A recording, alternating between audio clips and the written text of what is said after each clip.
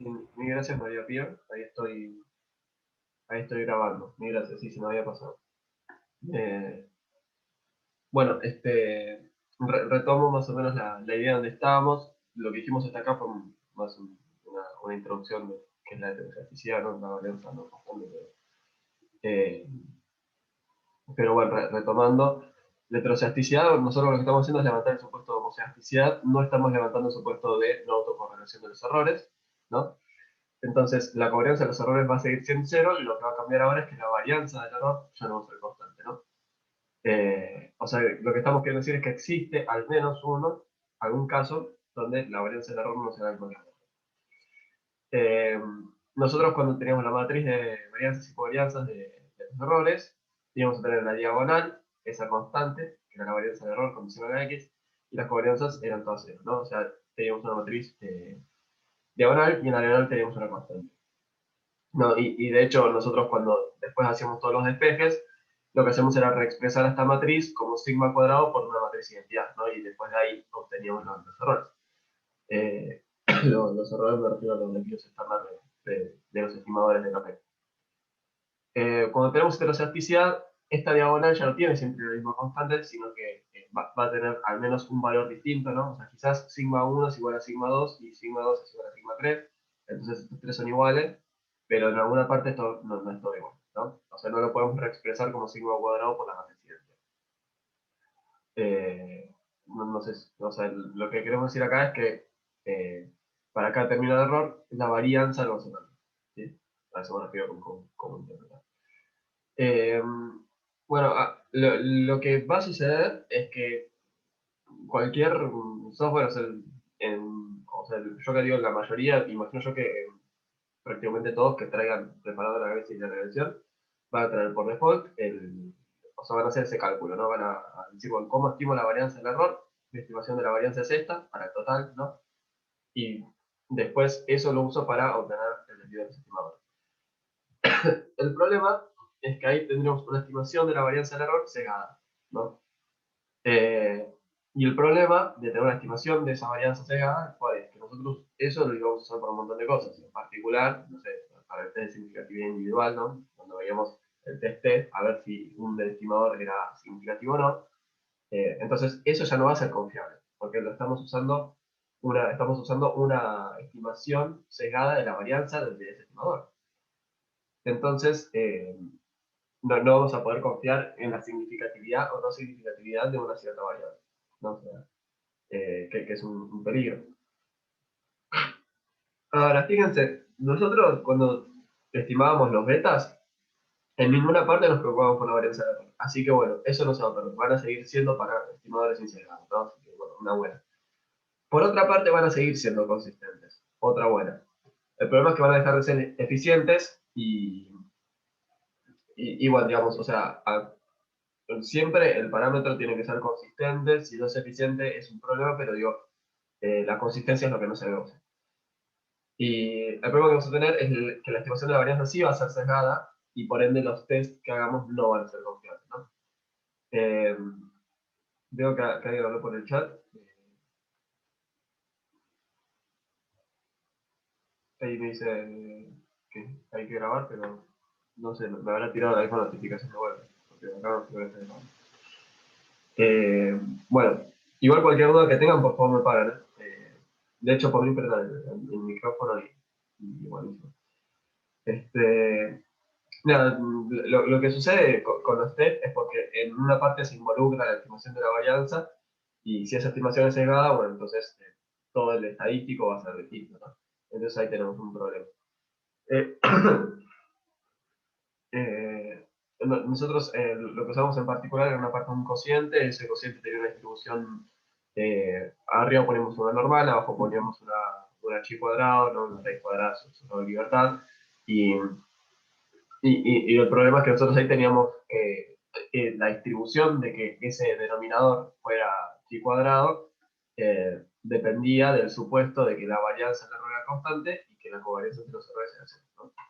Entonces, si bien nosotros no levantamos este supuesto, seguimos parados, no hay autocorrelación, tenemos este problemita de acá, que esto ya no vale, ¿no? Entonces, Lo que digo es, bueno, qué lindo es dar buenas noticias, igualmente va a ser consistente. No sé si ubican este discurso, pero es histórico.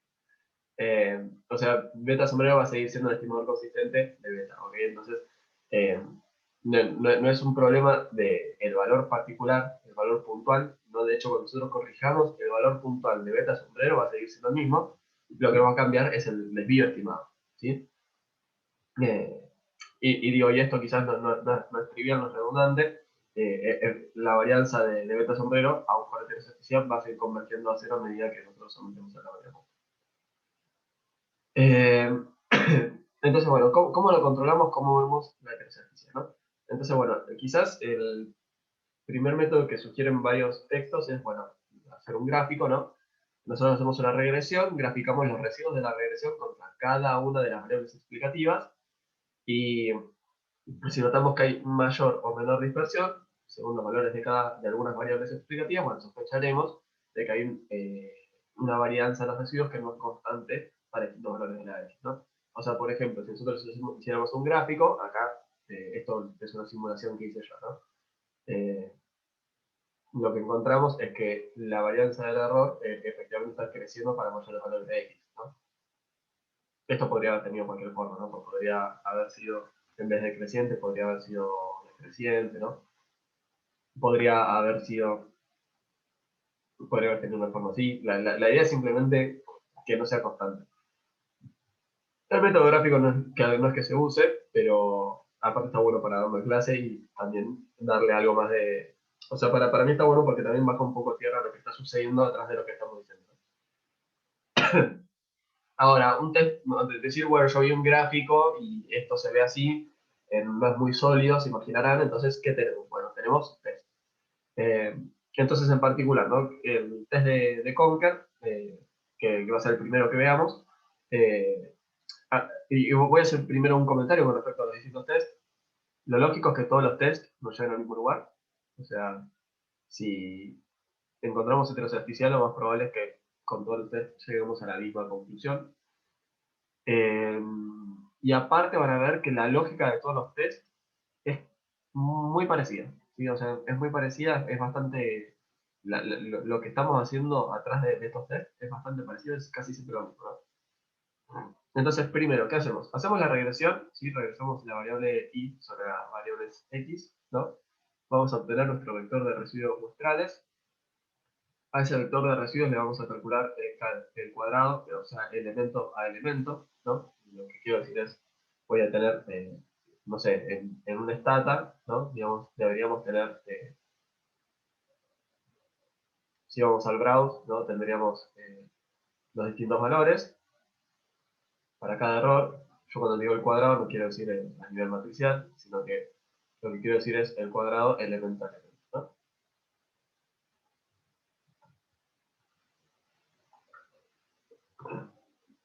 Y ahora, ¿cuál es la gracia de tener los cuadrados? Bueno, o sea, para empezar, el promedio de los errores, esto siempre va a ser cero, ¿sí? Por construcción.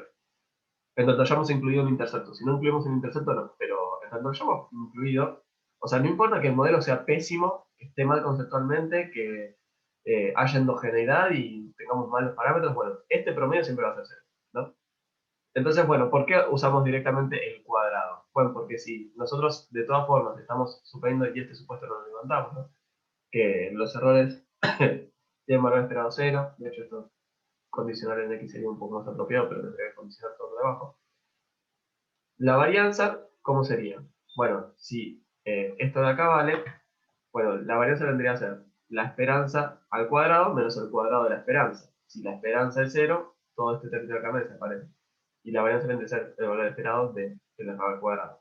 Entonces, por eso vamos a estar trabajando con el error al cuadrado. ¿Está bien? Porque nosotros estamos con un problema de varianza no constante del error y esto nos sirve para encontrar una expresión análoga a la varianza. ¿Ok? Y lo que hacemos, o sea, un breve repaso, es hago la regresión, obtengo los residuos, obtengo el cuadrado de los residuos, y ahora esta variable de acá que acabo de generar, ¿no? De hecho, perdón, acá me comí el sombrero, ahí está. Y lo último que hacemos es la regresión de estos errores al cuadrado, muestrales, sobre las x. ¿Ok? si, o sea, intuición de esta última regresión, ¿no? Lo que hay detrás de esto. Y con esto se va a entender el siguiente paso. Si la varianza es constante, la varianza no debería ser explicada por ninguna x. ¿Ok? Si no depende de x, ninguna x debería tener poder explicativo sobre la varianza del error. Entonces, por eso vamos a hacer esta regresión ahora y le vamos a aplicar un test. Bien, avanzo. La estimación que nos va a quedar, ¿sí? Es, yo tenía los errores de estimación al cuadrado, ¿no? Se me acabó la computadora. Yo tenía los errores de estimación al cuadrado y lo que voy a hacer es regresarlos sobre las variables x, ¿no? Y lo que tengo es los errores de estimación al cuadrado estimados, ¿no? Por eso tiene dos sombreros. Yo le di estos valores, ¿no? Los errores de estimación, y como los regresé sobre las x, esto es mi estimación de vuelta, entonces por eso tengo dos sombreros.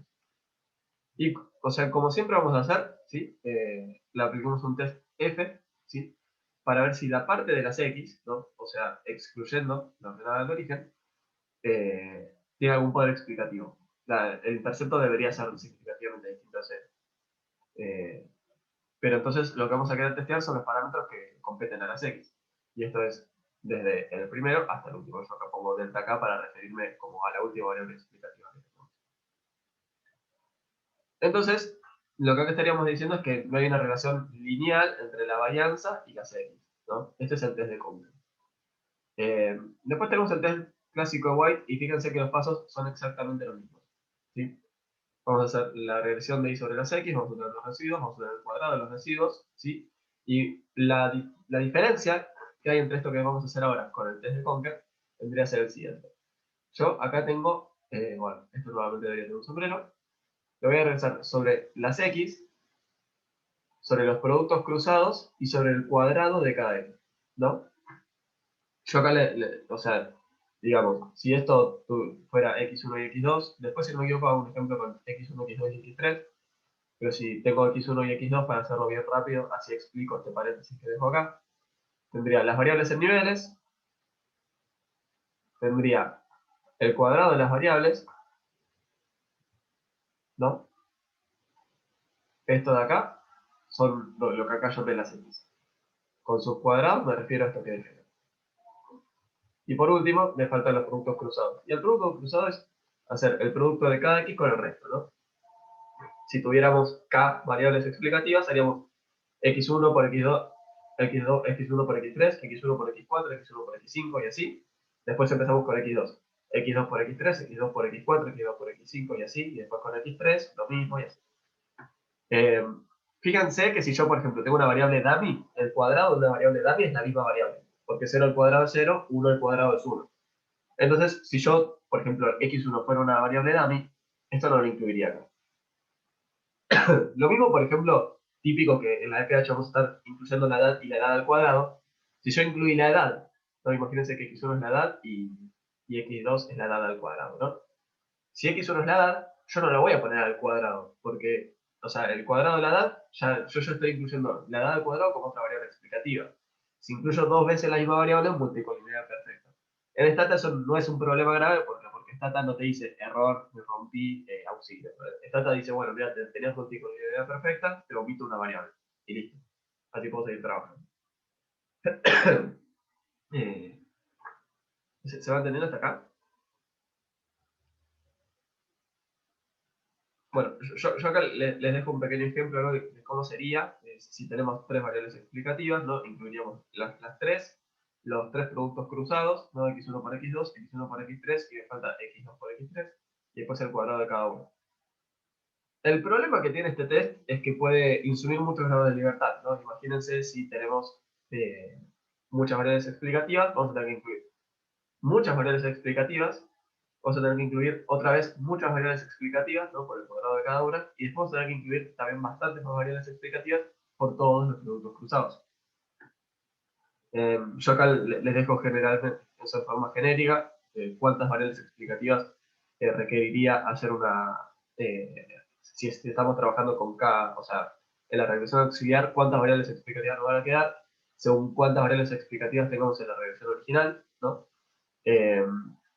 Nada, si quieren después les comento dónde hacer esta fórmula, pero no es muy difícil darse cuenta de que a medida que cada va creciendo, este número va creciendo de forma elevada.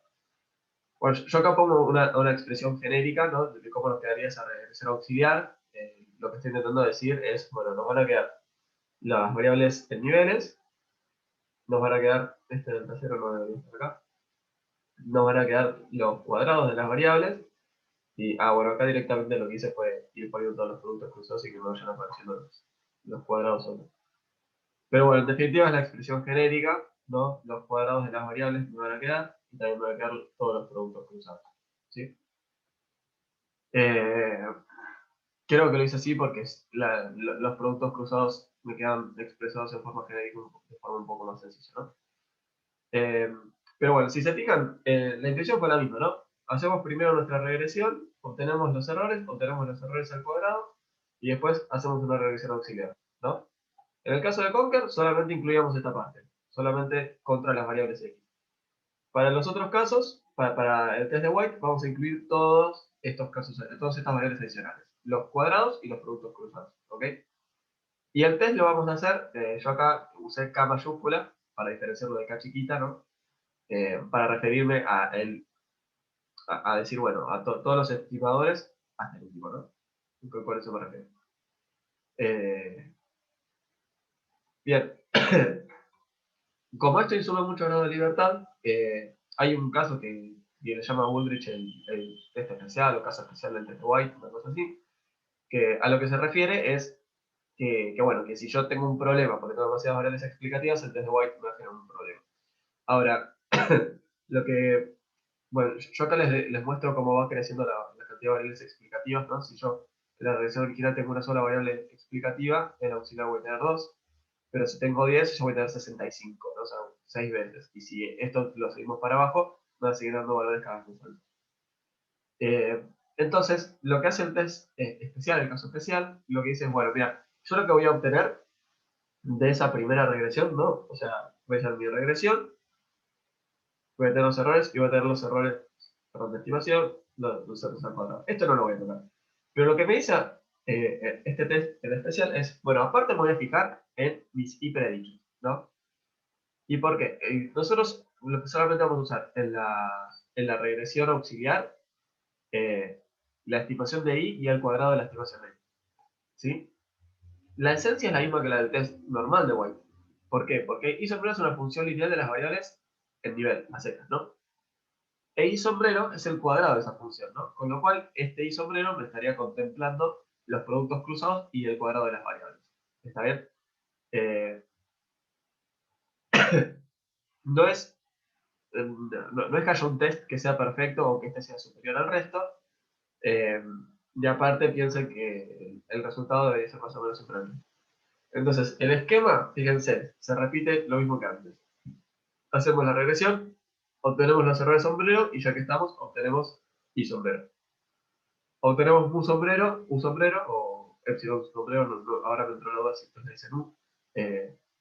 Y a eso le agregamos que también vamos a obtener el cuadrado de i sombrero, ¿no?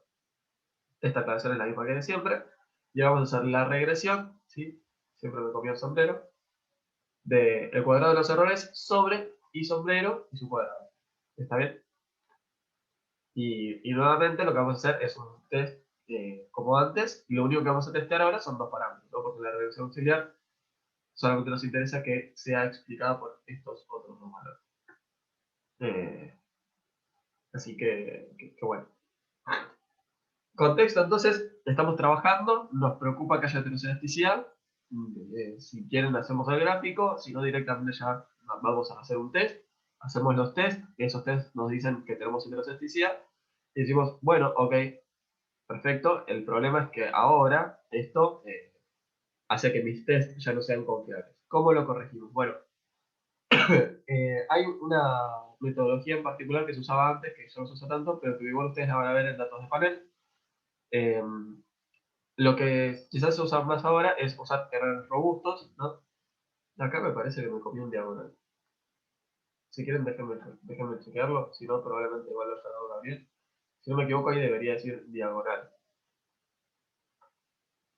Digo sombrero por un sombrero otra cosa. Después déjenme chequearlo. Ahora me quedo. O sea, lo que vamos a hacer es, bajo heterocedasticidad, vamos a usar un estimador distinto para la varianza, que es consistente para el caso de la heterocedasticidad. Y entonces, usando este estimador distinto, al final vamos a poder obtener test confiables. ¿Ok? Eh, la, la verdad es que es muy sencillo hacerlo en Stata. Lo único que hay que hacer es agregar una palabra. La palabra robots al final, y o sea, es una opción, coma robots, ponemos, y listo, y se acabó. Hasta acá, ¿alguna duda?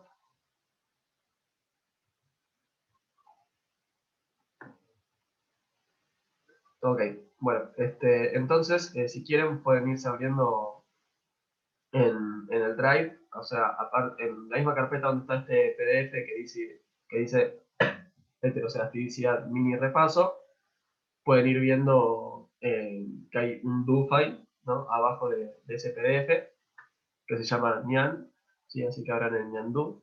No se me ocurrió otra palabra que termine en el do, así que usamos esa. Y no sé la ñ porque me da miedo que colapse. Ahora que me acuerdo de Stata, tengo que poder compartir pantalla completa, ¿no? Porque tengo dos ventanas.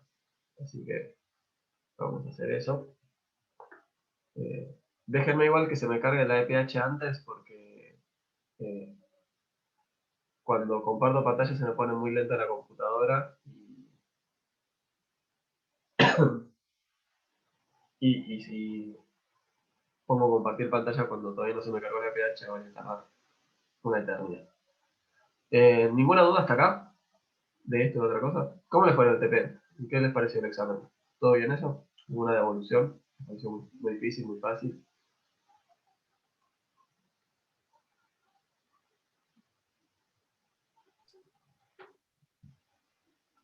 No, no fue ni particularmente difícil el examen, pero tampoco fue fácil, digamos. Habíamos Apropiado, visto, tenemos ¿cómo? apropiado, podríamos decir. Sí, sí, fue justo. Y nada, el TP lo charlamos un poco en clase, pero creo que también habíamos hecho una apuesta común con los demás chicos y demás, y eso más o menos salió. Sí, muy importante ser colaborativos. Eh, bueno, esto de acá esto de acá es, creo que esta EPH es una EPH un poquito anterior. Ustedes importan cualquier EPH. Esto va a funcionar de todas formas.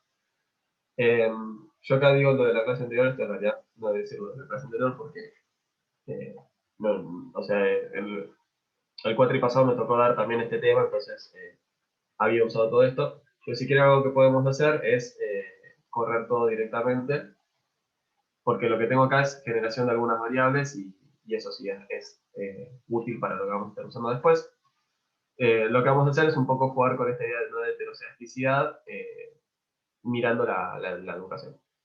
Eh, Bien, ahí se me abren un par de gráficos que tiré para aquella clase. La, la idea es, vamos a hacer los test que vimos. Estos test hay formas de hacerlos nosotros manualmente, pero bueno, por ejemplo el de White ya hay un comando directamente para hacerlo de forma directa. Eh, En fin, ahora lo que vamos a hacer es ver, hacer los test, ¿no? O sea, nosotros, imagínense, partimos de una regresión, ¿no? Imagínense, partimos de esta regresión, ¿no? Y decimos, bueno, yo quiero utilizar esta regresión, me da miedo que tenga heterocedasticidad, ¿no? Entonces, bueno, vamos a jugar con eso. Para esto, permítanme expresar a la variable educación como una variable, como si fuera una variable continua, si quieren, ¿no? O sea, si hubiera un efecto lineal para los distintos niveles de educación. Eh, y aparte, bueno, como suponiendo que es continua en vez de discreta, que acá lo que tenemos son niveles, pero así me facilita la presentación y el análisis. ¿Okay? Esto lo podríamos hacer también contra cualquier otra variable, pero justamente yo la heterocedasticidad la voy a presentar contra la educación y por eso prefiero hacerlo así. Así en la clase queda bien, o sea, bien claro, ¿no? Entonces, bueno, la reacción que vamos a usar es esta, ¿no? O sea, la hago un poco más simple, acuérdense que estos test tienen un montón de variables explicativas también, ¿no? Y lo que vamos a hacer es, en esta regresión, vamos a intentar explicar el logaritmo del ingreso, ¿sí? frente a la educación, el estado civil, la edad y el cuadrado de la edad, ¿no? Permítanme nomás también acotar el análisis a estos pocos aglomerados que son Cava, GBA y Gran La Plata, Gran Buenos Aires y Gran La Plata, que esto me va a simplificar bastante las cosas y no tener que incluir tantas DAMIs por aglomerado, ¿no? Si quieren podríamos haber incluido acá igual DAMIs por estos tres aglomerados, no he utilizado más, pero en definitiva quería que fuera un ejemplo relativamente sencillo, con pocas variables explicativas y que fuera fácil para hacer los residuos. Bueno, este drop residuos lo tengo por si tengo que rebobinar, así que si quieren lo podemos dejar comentado, de hecho. Pero lo que vamos a hacer es, de esta regresión, vamos a obtener los residuos, ¿no? O sea, yo sé que creo que puedo irme acá y no sé. O sea, me voy a dejar acá arriba los pasos, ¿no? ¿Cuáles serán los pasos? Primero, hacer la regresión. Segundo, obtener los errores. Tercero, el cuadrado de los errores. Y cuarto, la regresión auxiliar, ¿no? Que según el caso, era distinta. Voy a poner acá esta herramienta. Entonces, ¿qué tengo que hacer? Tengo que obtener los residuos de los errores y... vamos a correr, espero que no ande tan lento. Bien. Y también voy a obtener isombrero, igual raro, porque yo creo que lo de isombrero lo hacía después con un comando de texto. Pero bueno. Entonces, fíjense nosotros si hacemos el gráfico, en particular para pequeños niveles de educación, esta varianza parece más pequeña, ¿no? Eso ya sería suficiente para tener heterocesticidad.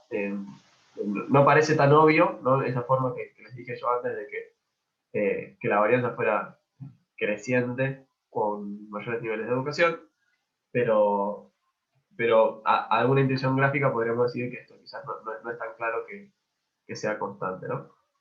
Entonces, nada, el primer paso ya lo hicimos, obtuvimos nuestra regresión, ya que estamos, hicimos el, el gráfico, el método gráfico que habíamos dicho, y digamos, podríamos decir que parece que hay un poco mayor de dispersión, pero no es claro, ¿no? Yo acá les dejo una pregunta, si estuvieran más dispersos para menores niveles de educación, ¿también habría heterocesticidad? Y bueno, sí, o sea, digamos, no es que necesariamente tiene que ser creciente con alguna X, sino que puede ser más alta al principio y decreciente, y eso también sería heterocesticidad, o inclusive digamos un ejemplo en un momento donde decíamos, bueno, quizás para valores pequeños se salta, después se hace más pequeño y después se hace de vuelta cada vez más alta. Todas esas formas son distintas formas de heterocesticidad. Eh, bueno, yo acá dejo si les ocurren algunos otros ejemplos, y si nos alcanza el tiempo de clase estaría bueno quizás discutir más, pero bueno, también tenemos que dar algo de series de tiempo, ¿no? Entonces, bueno, recuerden que a todo esto, ¿no? O sea, estos coeficientes están estimados de forma consistente, eso no me preocupa. A lo que no le creo es a esta columna, ¿no? A los errores estándar. Y como no le creo a esta columna, tampoco le creo a esta columna, a esta columna, a esta columna, ni a esta columna. La primera columna, nada, sigue siendo una estimación consistente. Así que eso estamos tranquilos. Entonces, primero, vamos a agarrar pienso acá los residuos y acá los llamo así. Bien. Entonces, si queremos hacer el test de Conker, tenemos que hacer primero lo voy a hacer de vuelta, así corremos todo y nos queda por test, ¿no? Vamos a empezar y vamos a hacer la regresión, después vamos a obtener los residuos de nuestra regresión, después vamos a obtener el cuadrado de esos residuos, ¿sí? De esos residuos vectoriales, ¿no? Muestrales, acuérdense que todo residuo que los shocks, o sea, los U nosotros jamás los vamos a conocer, son inobservables, lo que sí conocemos son los U sombreros, ¿no?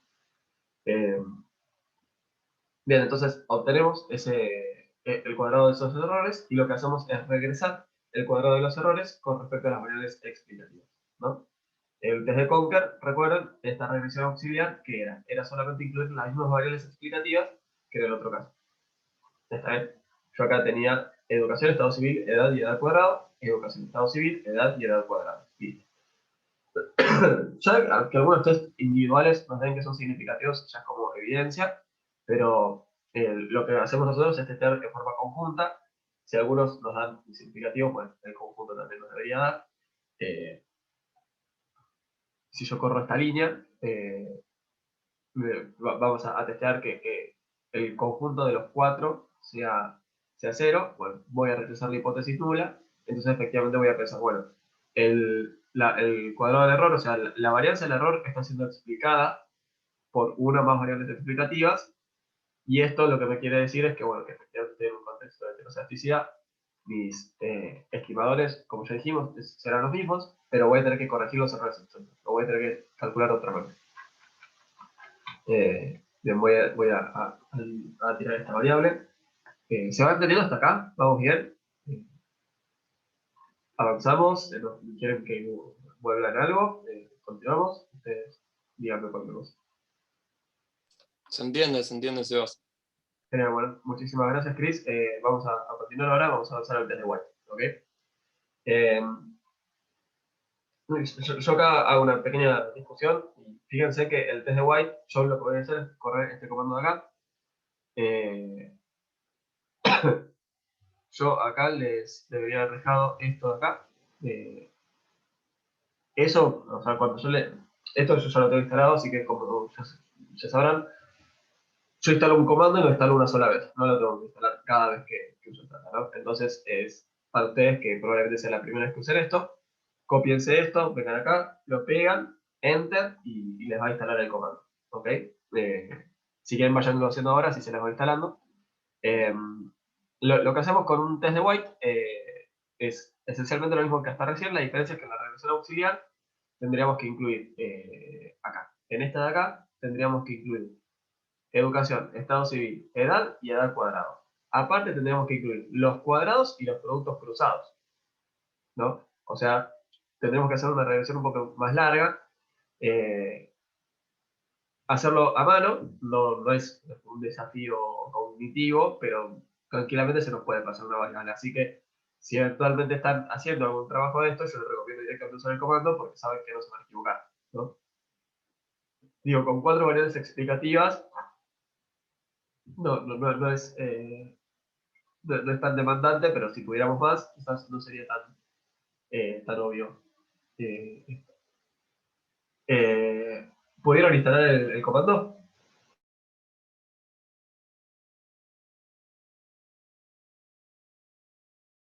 Sí, sí. Pude. Genial. No quería que me escuchen sonando de los mocos tampoco. Ando con un resfriado.